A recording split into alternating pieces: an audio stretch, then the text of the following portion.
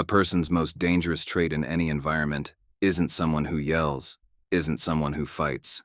It's someone who simply stops participating. In 8 seconds, I'll show you why your absence is worth more than 1,000 words. Have you ever noticed that you're always available for people who are never available for you? That you respond immediately to people who leave you hanging for days? This isn't coincidence. It's silent manipulation. While you chase after them, explain, justify, and exhaust yourself trying to maintain relationships, these people know exactly what they're doing, keeping you as an emotional backup plan. The painful truth is this: you've become too predictable. And predictable people are easily disposable. But today that changes. Now project this scenario onto yourself. What would happen if, instead of always responding immediately, you took a step back, chose silence, avoided reacting automatically? The impact would be enormous. When you no longer make yourself constantly available, emotionally, physically, and psychologically, the world around you loses its reference point. Accustomed to controlling you through your predictable reactions, when you decide to pull back, the game board of life changes. Those who thought they had you in their hands realize how little they knew about your boundaries. Carl Jung taught, "What irritates us about others reveals much about ourselves." Reflect. When you become less accessible, who really shows desperation? Who tries to provoke you just to extract some emotion? This behavior exposes others' truth more than your own. Above all, it shows the degree of manipulation you're still subject to without realizing. You continue giving yourself away out of fear of conflict, need for acceptance, insecurity about losing those who were never truly by your side. And gradually, with each concession, your strength diminishes. And what remains afterward? A profound fatigue, frustration, and that inexplicable emptiness. This happens because you've been too available for people who don't even value the privilege of your absence. It's not about closing doors to the world, but about making the courageous choice to look at yourself. After all, as Jung said, only then does the path of individuation begin. The path to becoming complete, authentic, and whole involves understanding that silence often holds more value than any discussion. Distance, when it comes from awareness rather than fear, is a demonstration of strength. So I ask you, how long will you let others' emotions guide your behaviors? How long will you react to every provocation as if you had no choice? Perhaps it's time to free yourself from these constraints, to choose silence, to surprise with your absence.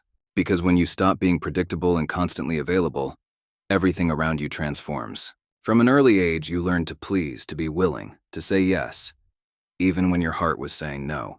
You were taught that your value lies in how you serve others. But it's important to hear a truth that few have the courage to say. Excessive availability isn't generosity, it's self-sabotage. If you continue believing you need to be always accessible to be accepted, you'll be used, exhausted, and discarded when you're no longer useful. And do you know why? Because predictability transforms people into easily manipulated pieces. Your gestures end up reducing you to emotional support. They call when they need you, discard you when it's inconvenient, and this remains invisible because you buy into the illusion that constant presence will guarantee genuine companionship. Unfortunately, it doesn't work that way. Carl Jung spoke about the persona, that mask we wear to be accepted, loved, recognized, and it's precisely this mask that keeps you too available. You say everything is fine when you're suffocating. You respond to messages immediately, even when exhausted. You explain yourself, justify yourself, defend yourself as if you owed something to the world. In practice, each time you prioritize others, your own stage becomes increasingly empty. Being always available is a disguised path to abandoning yourself, seeking acceptance at any cost, and trying to control how others see you. But this desire to control comes at a high price.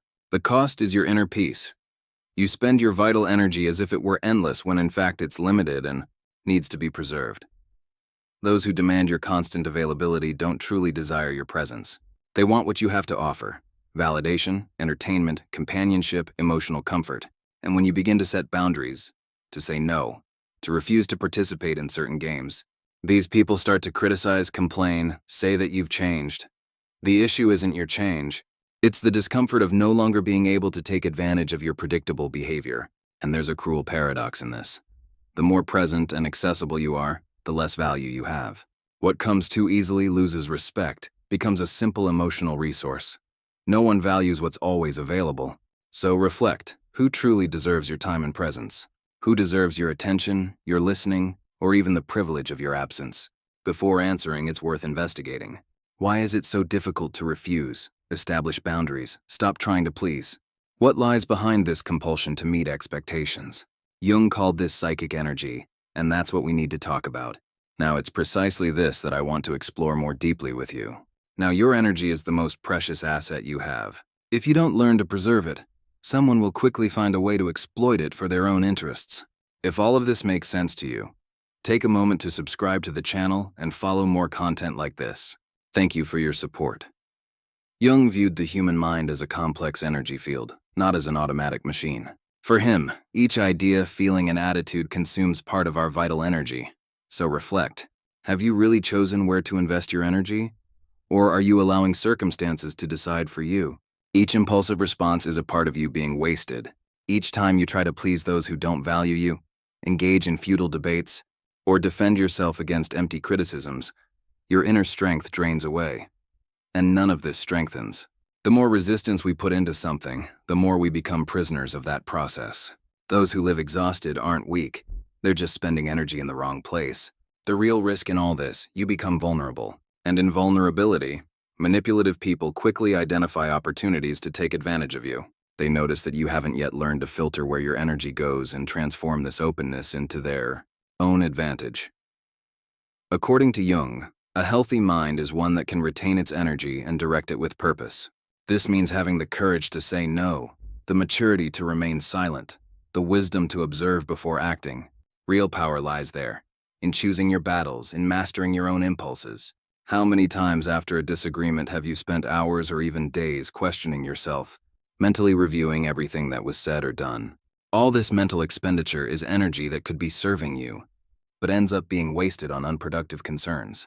You remain attached to situations that only exist because you continue to feed them with attention and response. Psychic energy, when cared for and protected, makes you a true protagonist. It commands respect, creates admiration even without words. If neglected, you become vulnerable, invisible, always at the mercy of others' moods. Therefore, start noticing what makes your energy slip through your fingers.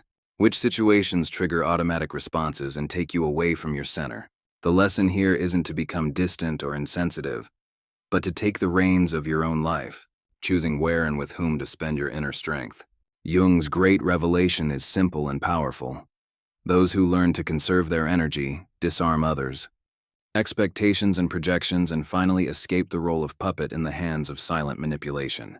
Next, we'll understand how these strategic people capture and drain your energy, and why you only need to withdraw a little to dismantle the entire game. Look carefully at those who have always extracted so much from you under the guise of friendship, love, or commitment. Even though it seems that you choose how to react in practice, many of your impulses are already programmed. Opportunists only need to identify your emotional weak points. They don't need to raise their voice or force situations. A simple gesture, a word, and you give space, control your own will less. Jung gave the name projection to this phenomenon, projecting onto others what we are unable to see or deal with in ourselves. The detail is that by being always emotionally accessible, you become the perfect target for these projections and consequently for subtle manipulations. You know that acquaintance who only appears when they need something? The savior partner? The person who values only what you offer and not who you are? This isn't circumstantial. It's a construction based on roles. And why do you accept it? Usually to avoid conflict, rejection, or loneliness. Efficient manipulation, after all, doesn't make noise. It happens in the silent gaps of guilt and duty, when you feel that you need to sacrifice yourself for others. Be always accessible, provide support or understanding above all else. Even if it exhausts you, you enter a relationship where emotional dependence dictates the rules.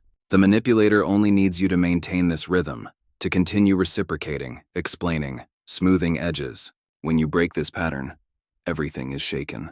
Saying no, opting for silence, choosing distance instead of entering into justifications dismantles the entire projection structure created on you. The imposed mask begins to crumble and the people around you become destabilized as they lose control of the narrative.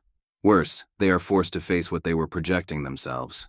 Your unavailability transforms into an uncomfortable challenge as it forces others to pay attention to their own emptiness. The silence you impose exposes the internal noises they don't want to hear. It's at this moment that the most intense reactions can arise. Confrontations, demands, emotional explosions. Not because you're lacking, but because you've stopped being a refuge for others to escape from themselves. Carl Jung said, "We do not become enlightened by imagining figures of light, but by making the darkness conscious." When you step away and stop being fuel for others' games, their shadow begins to appear. For those who have always sought shelter in you, this is intolerable. And are you prepared for the consequences? Being misunderstood, rejected, the target of judgments for choosing to preserve yourself? Are you ready to face the silence that inevitably follows withdrawal? For it is in this silence that a silent and revolutionary power is born. And it's precisely this power that we'll talk about next. You'll understand how true silence can be the most potent psychological weapon, capable of inverting the dynamic with the world around you.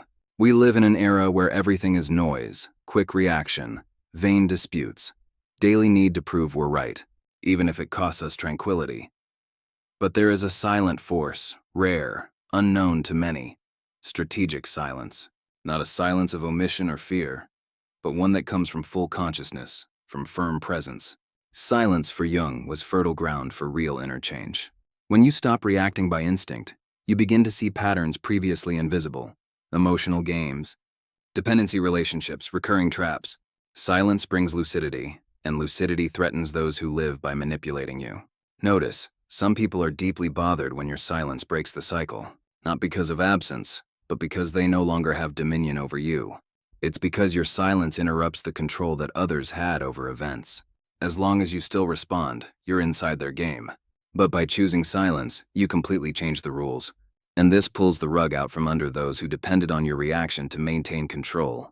True silence is not just the absence of speech, but presence and mastery over your own energy. It's refusing to be pushed by others' emotions, choosing not to enter into disputes that only drain you. Jung pointed out that the path of individuation passes through this disconnection.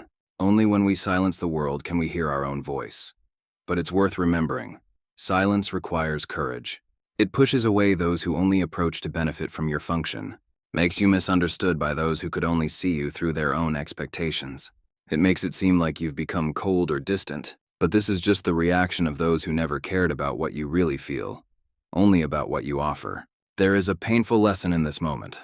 With maturity, you become more discerning with your words because you understand that each phrase consumes energy, and not everyone deserves access to your depth. Sometimes silence is not running away. It's taking a position. It's remembering that you don't need to prove your truth to anyone. Silence is uncomfortable because it's an inescapable mirror. It forces others to deal with their own mental noise.